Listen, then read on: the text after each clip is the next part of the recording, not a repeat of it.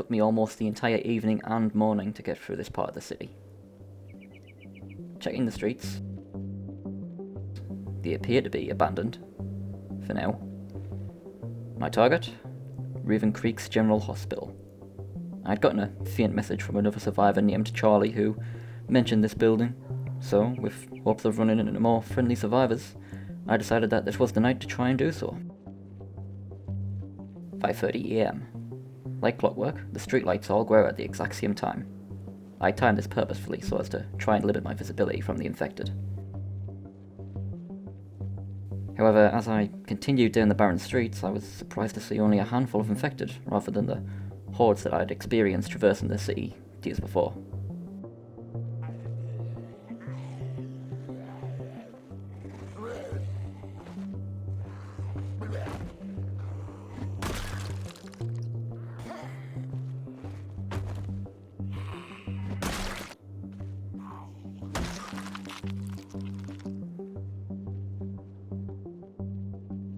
I suppose my previous journey to find vehicles to help barricade my home a few days before had lured most of the infected away from the hospital.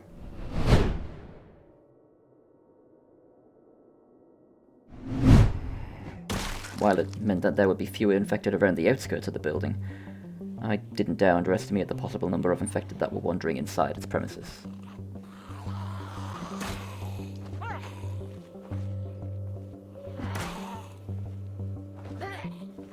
But that was a good idea. The greater idea was when I decided to throw some nails into the mix. Making sure to check all of the infected after I beat them down, I found one whose purse contained a pistol, as well as some mags and some ammo. I was then reminded weeks before the city was taken over by the Nox infection, the hospital grounds was the last place that the military attempted to hold. With some luck, I hoped that they might have left some supplies in their panic to evacuate.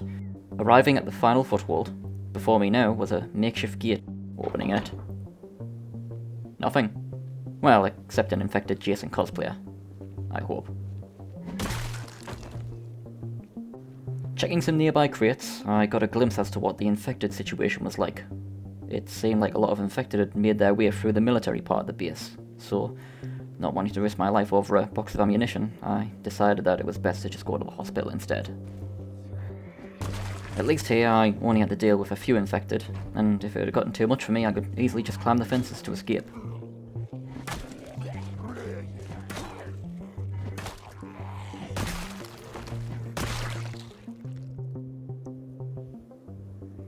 I grabbed some tactical pouches and some webbing from an infected that was former military. If I did find some more ammunition, it made sense to have it somewhere easily accessible, in a vest rather than a duffel bag on my back. Entering what looked to be some kind of large makeshift camp, I deducted that it was probably for the civilians. I was hit with a kind of hopeful thought that the owners of these tents had successfully made it out of the city during evacuation. However, that thought faded as quickly as it came because any of the infected that I'd be dealing with now were those who were unfortunate enough not to leave this plague city.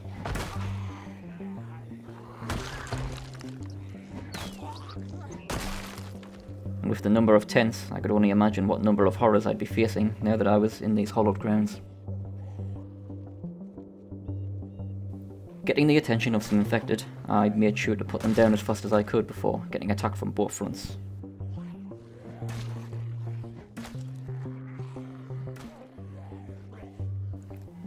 It was here my journey through the city during most of the morning was starting to take its toll. I needed somewhere to rest before my arms would give out, and I'd be left as defenseless as the camp's previous occupants.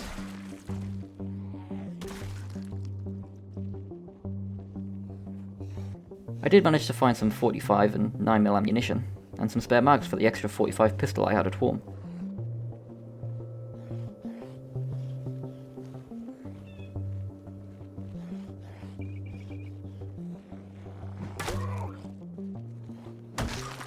With that last pizza delivery guy well tipped, it was clear to start moving closer to the hospital. Checking the main entrance, it was clear that if I wanted to get inside unscathed, I'd have to try somewhere else other than the swarmed reception. The emergency ambulance entrance, however, looked a little less occupied and would have to do for now. Getting the attention of some infected, I was able to quickly get inside before others would be aware of my presence. Entering a hallway, I found what looked to be some kind of break room where some infected were taking an early 15. So I made sure to take on the infected one at a time, before taking some vitamins to help with my drowsiness. After that, I started to clear the break room, using some collateral bashing.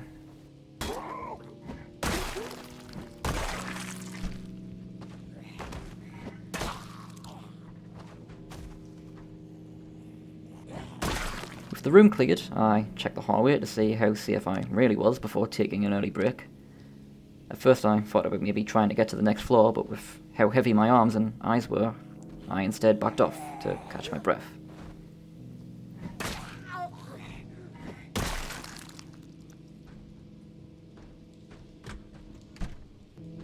During which, I could hear the faint sounds of a helicopter near and thought about maybe trying to signal for a pickup.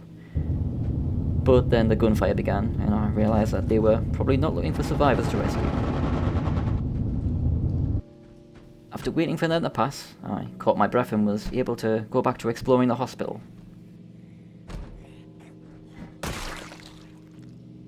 In the morgue, I found a supply closet which had some medical supplies in. If I couldn't find this Charlie character I heard on the radio, at least I would have gotten myself some supplies to take home with me. Seeing an emergency staircase to the next floor, I quickly put down the nurse that was guarding it.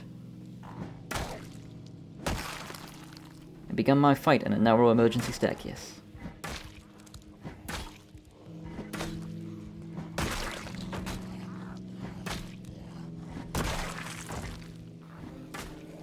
Because of the angle, I couldn't see how many infected there would be on the next floor. So, summoning up some courage, I sprinted as fast as I could and began fighting blindly at any infected that were aware of my presence.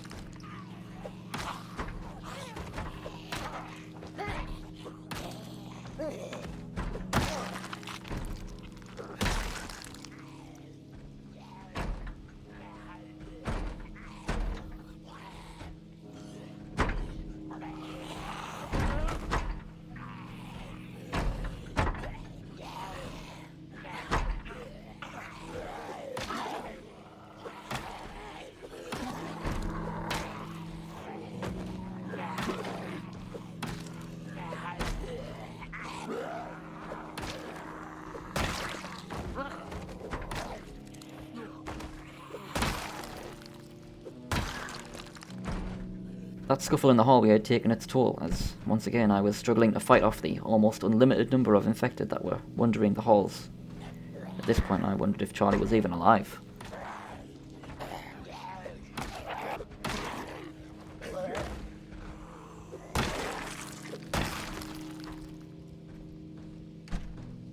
Checking the rooms as I passed, I found what looked to be some kind of lost and found room. There wasn't much in the way of loot except a reddish-brown hoodie. I was happy to swap my bloody muted purple one. Red is my lucky colour after all. Taking the time to wash, eat, and drink some water, I continued my walk through the occupied halls of the hospital. If this Charlie bloke was still alive, perhaps he would make my journey out of this place a lot easier by coming with me. While the darkness of the halls was terrifying, it did make it easier for me to sneak past a number of infected. Until I was spotted.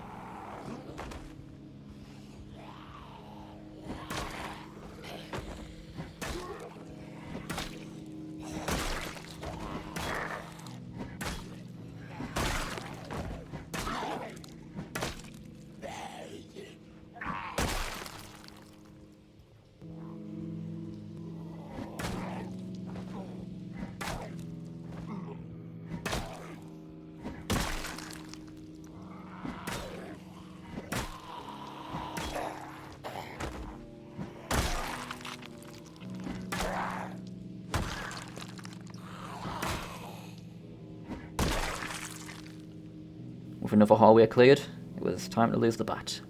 Its condition had worsened, and swinging it felt horrible, so I left it behind and switched to a telescopic asp instead. Checking more supply closets, I filled my duffel bag with as many medical stuff as I could scavenge, all the while passing some more private patient rooms, which there wasn't anything worth grabbing, so I moved on.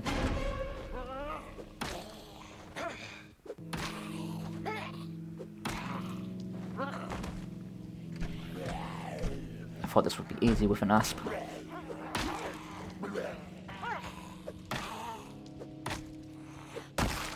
There we go.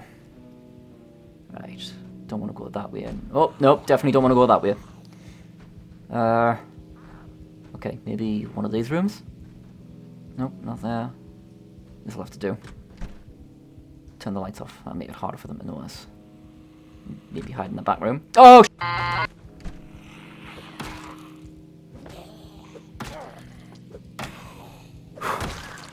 okay, I don't know what I was thinking coming here. They're just gonna swarm me anyway, so better off to just leave.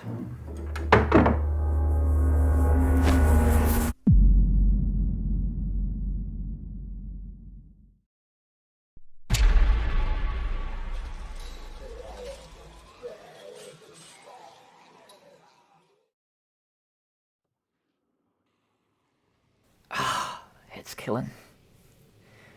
Is that a dream? No. Someone bandaged me? Okay, this is different. Whoever that was, I hope they haven't robbed me. Wait, they left a recording for me? Good morning, dear listener. That is, if I've given you the right dosage. Yes, that was me. More on that later. My name is Dr. Ethan Russell. I'm guessing that the reason you came to this hospital was to look for medical supplies. More likely, you want to pawn them off and rob those who are less fortunate and actually need those supplies like the Ross group did. If you're here to look for medication to help with your own condition, then this is a good opportunity for you. Being the only doctor here, this hospital, and all of its medical supplies, now belong to me. And you just tried to steal from me. Luckily for you, I'm a believer in second chances. If you look closely at your map, you will see that I have marked 3 separate locations. I need you to deliver these 3 bags that I've left for you in that room to patients of mine that are currently around the city. If you cooperate, I will forgive your intrusion on my property, and I'll be more than happy to supply you with whatever medication you require. If not, well, let's back up to that injection I gave you. Don't be alarmed, it's not the Nox infection. It is, however, fatal, and I am the only one who knows what the disease is and how to counteract its progression. Do these jobs for me, and I will provide you with the cure. You have 24 hours. Better get moving.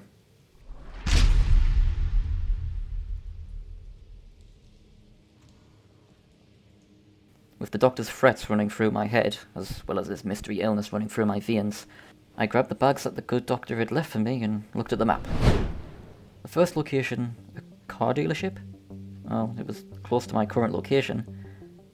The second was an apartment building with a room number. And the final was an undisclosed bin near some houses. This would be an easy task, if the city wasn't an entire no-go area and swarming with infected.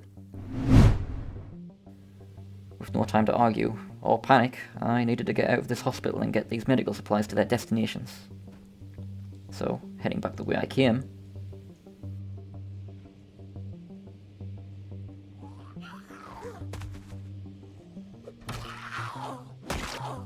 that injection must have messed with my head, because I could have sworn that infected lady just spoke to me. Staying close to the windows, I made sure to keep my head down, so as to try and make it safely to the first floor without getting into more fights with infected.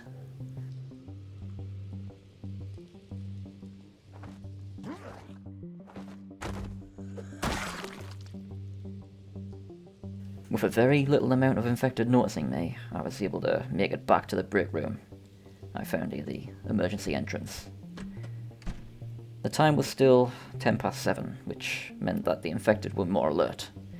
If I wanted to try and escape the hospital without being chased down by much faster infected, I'm gonna have to wait until 9 AM. So that's what I did.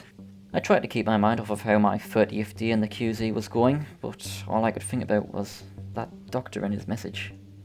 If he wanted my help, why sedate me? Was he Charlie? No, he said his name was Ethan something. Was there ever a real Charlie? And was he telling the truth about a vaccine for my mystery illness? Was there even an illness that he gave me?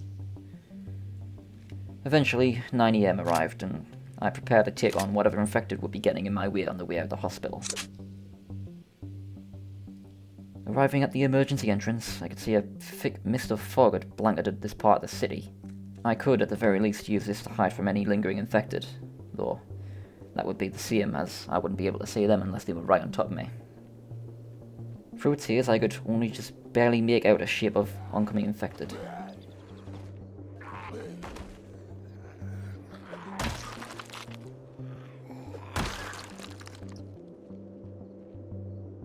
After dealing with them, I equipped a police vest.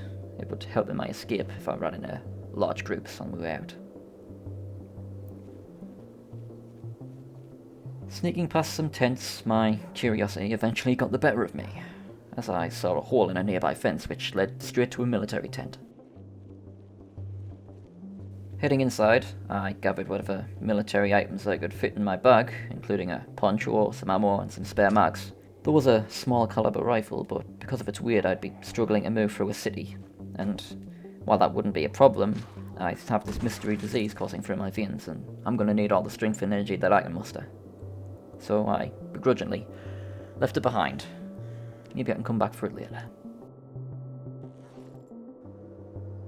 At a gate, I made sure to grab myself a longer weapon to help push away any infected before arriving at the entrance. Again, to my surprise, there was no infected crowding the area. I was able to safely pass through the first checkpoint. Seeing an unbarricaded window, I decided that in a time like this, a shortcut through some buildings would be better than running through a swarming city street.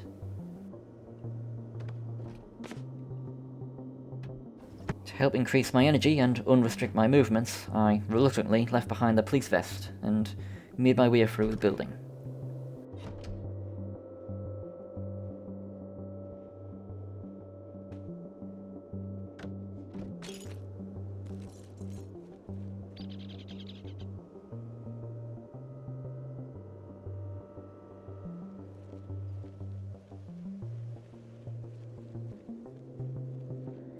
And like that, I was back on the city streets.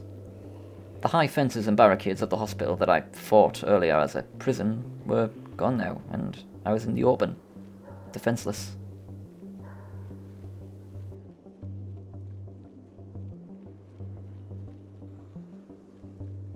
Jumping a fence into the unknown, I was lucky to not find a large group of infected that were waiting on the other side. It was here I'd arrived at my first destination. The car dealership, while small, was also empty, except for a lone infected that was inside the only office.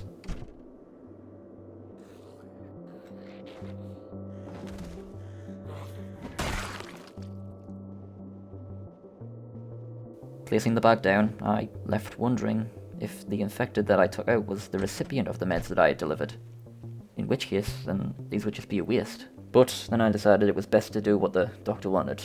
The walk out of the dealership was interrupted by a metallic jingle under my boot. It was some keys.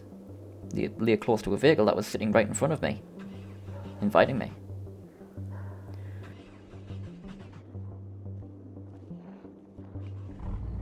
You can imagine my surprise that a perfectly working vehicle with a full tank had just found its way to me in the most dire moment so far in this QZ.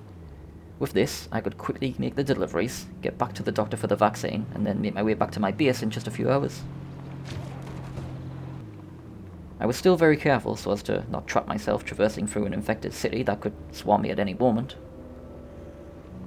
It felt strange, in a good way, helping other survivors, delivering important supplies without them knowing who I was or why I was doing it. Like I was Raven Creek's own little Robin Hood. That feeling didn't last long though. I don't think Robin Hood had been given a potentially fatal disease and was forced to give out unnegotiated aid.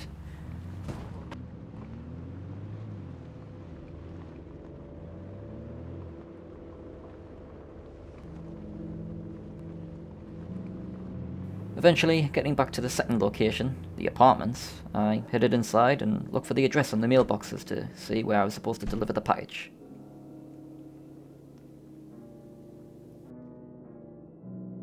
Arriving at the second floor and the recipient of my delivery, I thought about knocking and delivering the package in person.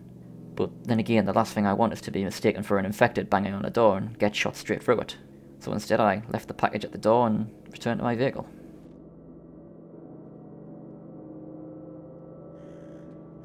At the vehicle, shit. Not wanting to get bit to try and get back in the car, I instead took off down the road to deliver the last package on foot. It wasn't very far, and eventually I could loop back around the block and retrieve the car. Passing through some neighbourhood yards, I was able to lose any lingering infected from the street, all the while putting down those that were clearly a threat.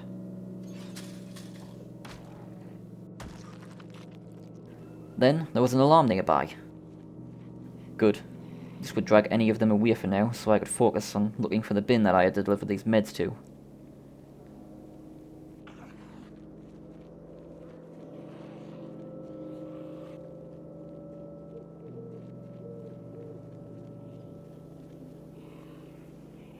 Okay, looks clear. Fuck me! Whoa, whoa! I'm not a threat, just... wait. You're from... Crimson.